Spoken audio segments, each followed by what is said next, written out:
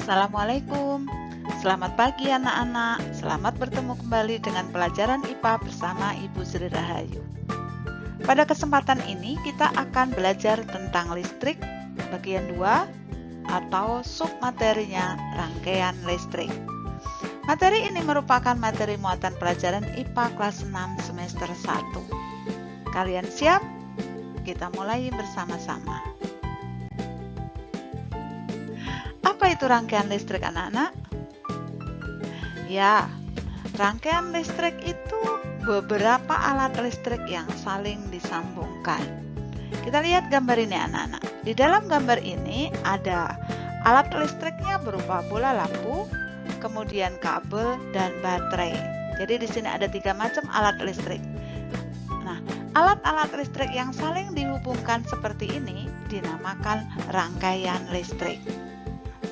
Kemudian kalau kalian perhatikan di sini pada kabel titik A tidak nyambung dengan kabel titik B.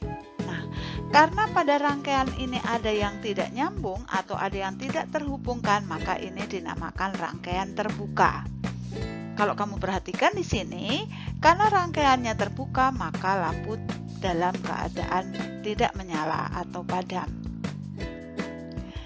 Kemudian kita bandingkan gambar berikut ini. Pada gambar berikut, semua alat listrik tersambungkan, tidak ada yang terputus, sehingga lampu dalam keadaan menyala. Rangkaian listrik seperti ini dinamakan rangkaian tertutup. Ya, jadi lampu itu akan menyala jika rangkaiannya dalam keadaan tertutup. Kalau misalnya ini bukan lampu, tetapi misalnya kipas angin atau televisi atau kulkas, itu akan menyala juga jika rangkaiannya dalam keadaan tertutup. Lampu akan menyala karena adanya arus listrik. Jadi dalam hal ini, arus listrik mengalir dari baterai kutub positif melalui kabel ini, kemudian melewati lampu sehingga lampu menyala hingga sampai di kutub negatif.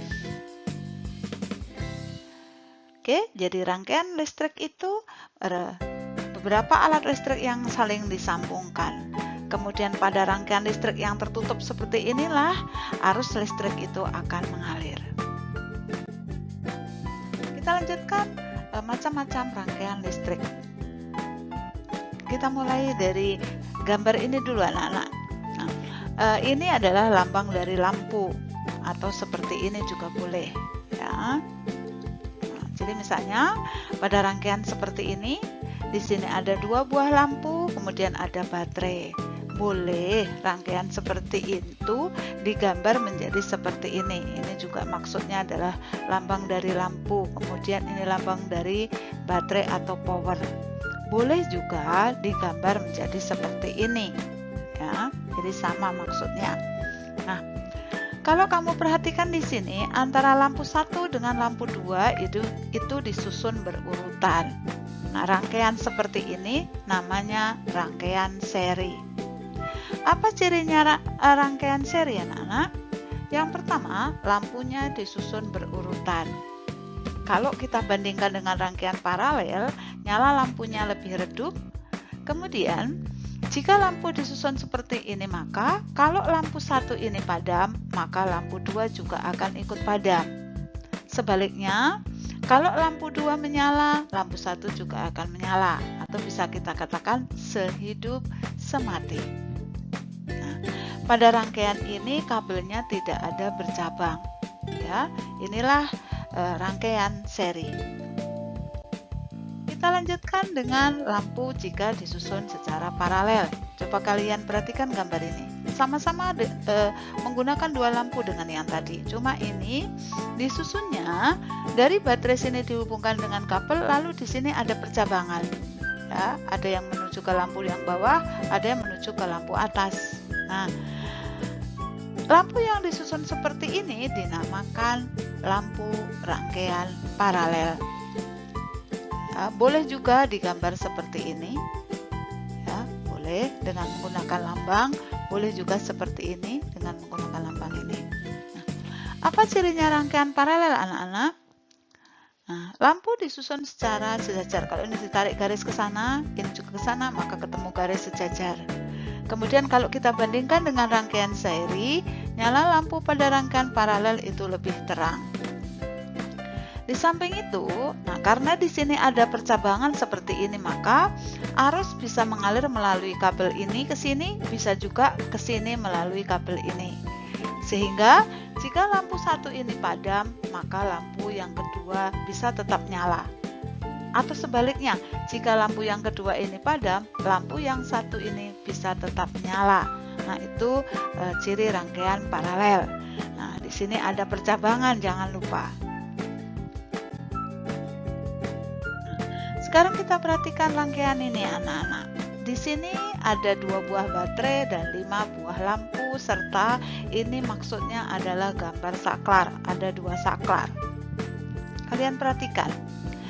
Lampu A, B, dan C, 3 lampu ini disusun secara seri.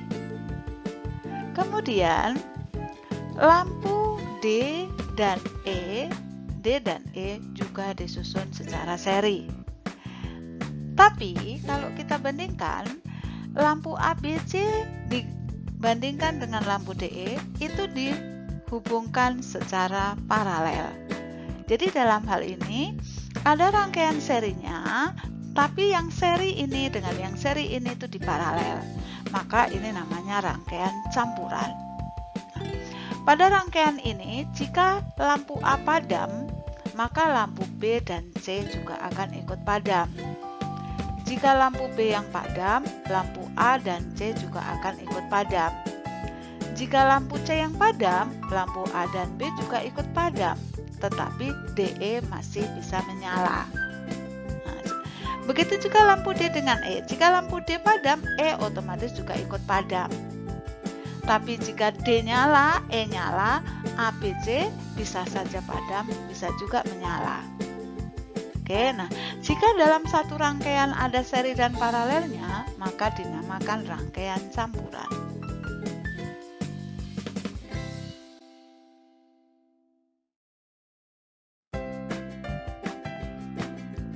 Sekarang perhatikan rangkaian ini anak-anak. Di sini ada lampu 1, lampu 2, lampu 3, dan lampu 4. Kemudian ada saklar 1, saklar 2, saklar 3. Nah, dalam hal ini lampu 3 dan 4 ini disusun seri. Ya. Lalu lampu 1 dan 2 disusun secara paralel. Nah, karena di sini ada paralel, ada juga seri, dicampur jadi satu, maka dinamakan rangkaian campuran. Coba perhatikan penggunaan saklar di sini anak-anak.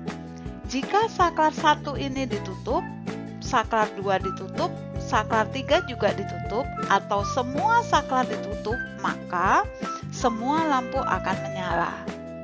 Sebaliknya, jika saklar 1, saklar 2, dan saklar 3 dibuka, pasti semua lampu akan padam. Tapi kalau saklar 1 dan saklar 2 ditutup, sedangkan saklar 3 dibuka, maka lampu 1 dan lampu 2 akan menyala, lampu 3 dan lampu 4 akan padam. Atau misalnya, jika saklar 1 dibuka, saklar 2 dan saklar 3 ditutup, maka lampu 1 saja yang padam, lampu 2, 3, dan 4 tetap menyala.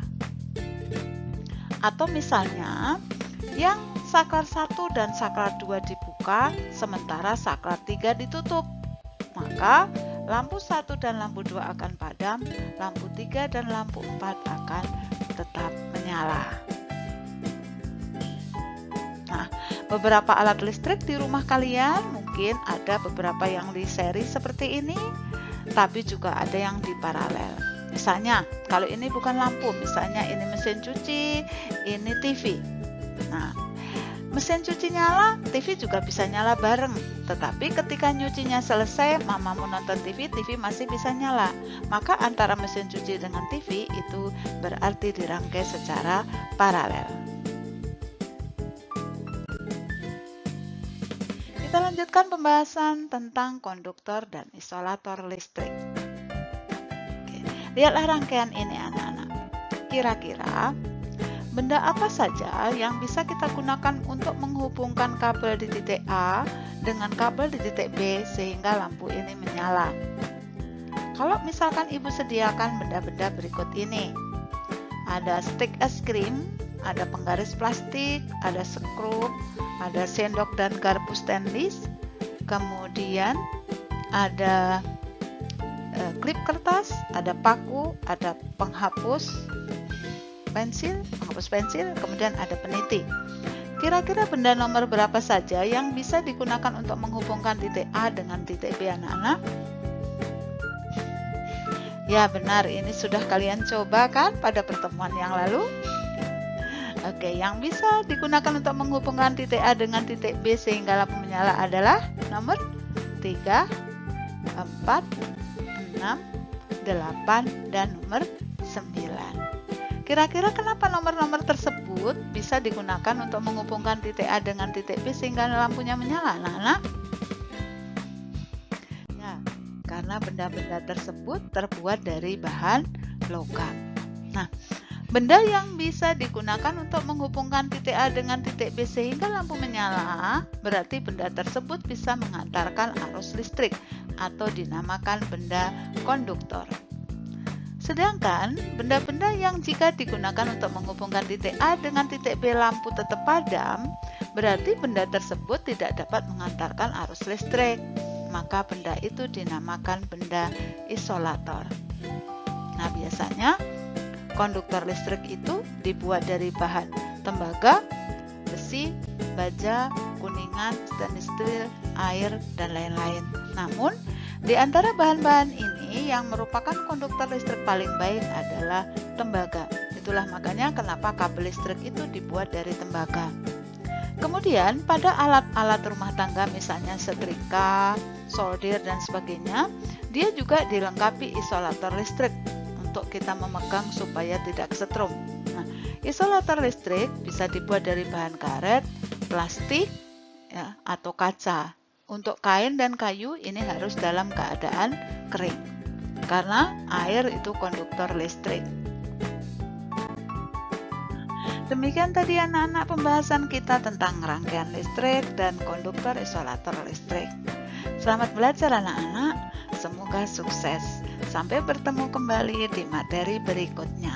Assalamualaikum. See you next time.